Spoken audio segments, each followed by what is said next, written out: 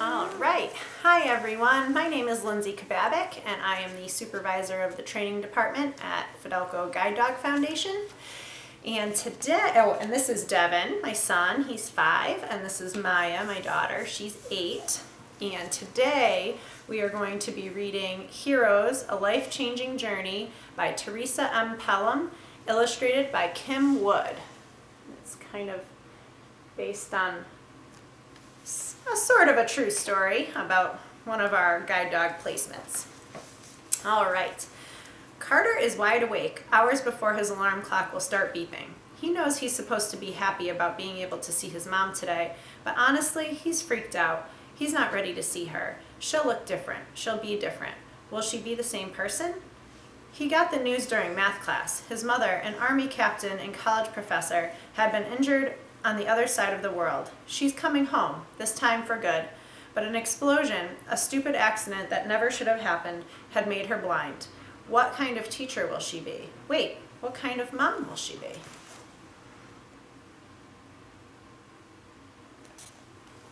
Mom, the blood's still not going away. It's okay, we'll wash it in a bit. Carter starts to think he's being selfish, wondering how his mom's blindness will affect him. But she can't help it. His mom's always been the one to drive him to lacrosse practice. She's always been the one to make him pancakes for breakfast and shoot hoops with him in the driveway and take him out for ice cream. She was the one who'd point out the chipmunks and deer and squirrels when they were on long hikes together. Now none of that would ever be the same, and Carter hated the fact that he seemed to be more worried about himself than his mom.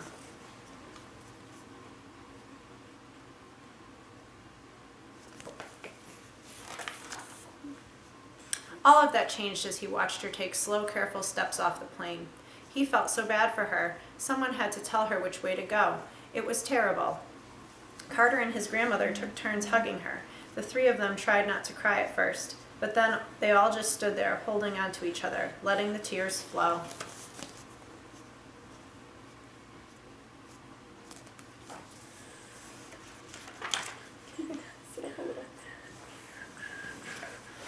The first few weeks were pretty bad. Carter watched his mom struggle to do things that were once so simple. Find her shoes, make coffee. Everything was so difficult for her. At least it was summertime and she didn't have any classes to teach. But soon a room full of people would be staring at her, hoping to learn from this smart, strong teacher. How would she even get to college? It was a mile away.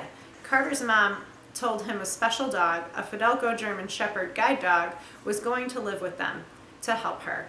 But everything seemed so impossible for her. How could a dog help?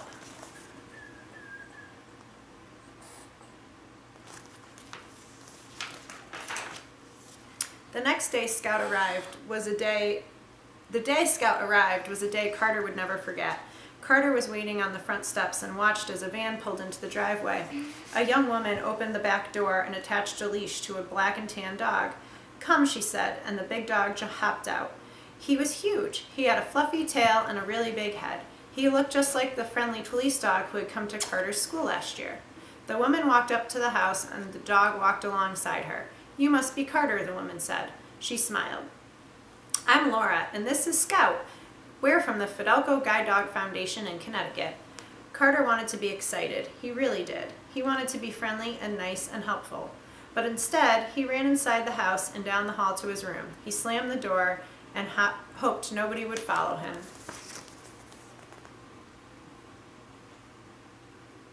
Can I see the picture again, Mom? Sure. It's Scout. Other kids had regular pets. Why did he have to have a dog that would probably be too serious to play fetch and go for hikes? He wanted a dog since he was little, but not a dog like this. After a few minutes, he could hear his mom talking to Laura. They were acting like all of this was normal. It wasn't normal. It wasn't fair. Carter buried his head under his pillow and cried himself to sleep. He woke up from his nap confused and groggy. He could hear noises outside and went over to the window. He wasn't sure if this was a dream or real life. He blinked several times to be sure he was really awake. Could it be? What does he see? Them walking on this side. Yeah, his mom walking with Scout with the harness. This wall, Yeah. sidewalk. Carter's mom and Scout were walking down the sidewalk. They didn't go far before turning around, but it was amazing to see her standing up straight and proud, not at all like she'd been for the past few weeks. She was smiling. Carter ran outside, but Laura held up her hand and signaled for him to wait. They were training, she said. We still have a long way to go, but we could really use your help, said Laura. Will you come with us to all of the places your mom needs to go and show Scout the ropes? And they did. With Scout by her side, Carter's mom walked to the post office, to the pharmacy, and to the 4-story building where she teaches her classes. Laura helped Scout, and Scout helped Carter's mom. They were a team. When it was time for Laura to go, she pulled Carter aside and looked right into his eyes. We're all in this together, she said. Your mom can do anything, but she'll need your help. Can you promise to be your mom's hero? But she's the hero, Carter said. You're all heroes, you, your mom, and Scout, Laura said, giving Carter a quick hug before heading out the door. Can I see it again, Mom? Yes, you can see it again. Oh. Over the next few weeks, Carter learned a lot. With his mom's help, he learned how to make pancakes, and he even thought they tasted pretty good. And Scout learned a lot too. He could guide Carter's mom anywhere she needed to go. With his harness off, Scout loved playing with his toys. He loved getting belly rubs and rolling in the grass. But when he was working, he was all business.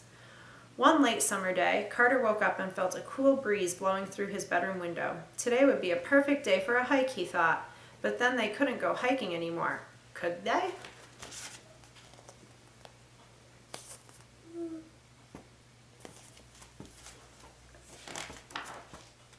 Carter's mom must have had the same idea, since he walked into her room and found her lacing up her hiking boots.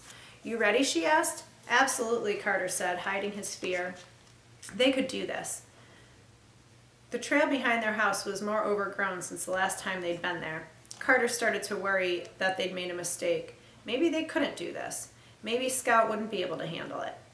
But Scout wasn't like other dogs. Scout and Carter led the way to the sunny lookout spot where they had always stopped in the past. They looked down at the valley and pointed out different landmarks. Carter wondered if not being able to see the view would make his mom sad. What do you think? Tell me what you see, Carter, she said. Be my eyes. And he did. He was able to spot more landmarks than usual, since it was such a clear day.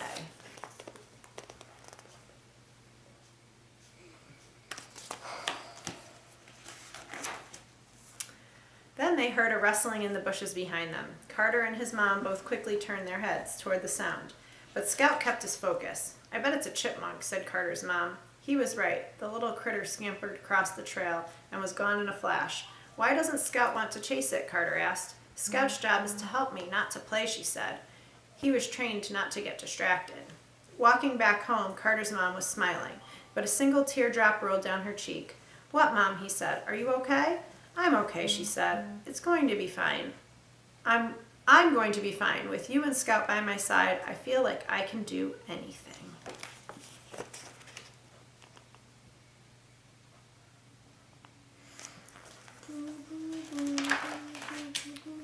The three of them were almost at the end of the trail when their neighbors appeared, just about to begin a hike of their own. A puppy, a miniature fuzzy version of Scout, was walking alongside them. You got a puppy, Carter said to Lily, his next-door neighbor and best friend. This is Hope, but we're not keeping her forever, Lily said. She's from Fidelco, just like Scout. We're raising her for a year, and we even get to go training classes with her brothers and sisters. Then she'll go back to Fidelco and be trained to be a guide dog. Carter and Lily played with Hope, who was the silliest, cutest little thing Carter had ever seen. He couldn't imagine that one day Hope would be a serious, hard-working dog. I didn't show the picture of the puppy. I'm gonna do that. Oh, yeah. Maya wanted to point out that the puppies wear little red jackets and the guide dogs wear the harnesses. All right, realizing that his mom and Scout were already heading back home, Carter ran to catch up with them. Isn't that awesome that they're raising a Fidelco puppy? Carter said to his mom. It's awesome, she said. They're doing a wonderful thing. Remember how Laura said that you and Scout and I are all heroes? I think Lily and her family are heroes too. I think so too, Carter said, smiling. We're all in this together. And as this trio of heroes finished their hike, the first of many for sure, Carter finally knew that everything was going to be all right. Wait, look at the dogs and the clouds. Like, you can see. Oh, I think that's just What? that's because you could see through the page, sweetie.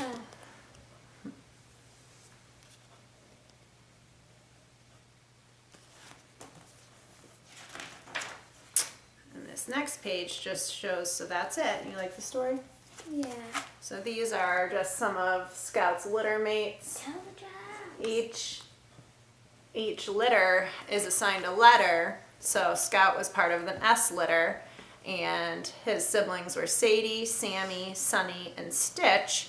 And you can see, like, sometimes our dogs don't make it, and some of them actually go on to become police dogs if they can't be guide dogs. But we do try and make them all into guide dogs. So that's the story of Scout and Carter. Again, it's called Heroes. And if you guys want to learn more about Fidelco Guide Dog Foundation, you can go to our website, which is fidelco.org. And also, if you're interested and you have a child who needs to go to camp this summer, we do have our Dog Days of Summer Camp, and Maya will actually be there this summer in July. And you can check that out too. All right, have a great day. Well, Nothing. say bye. Bye.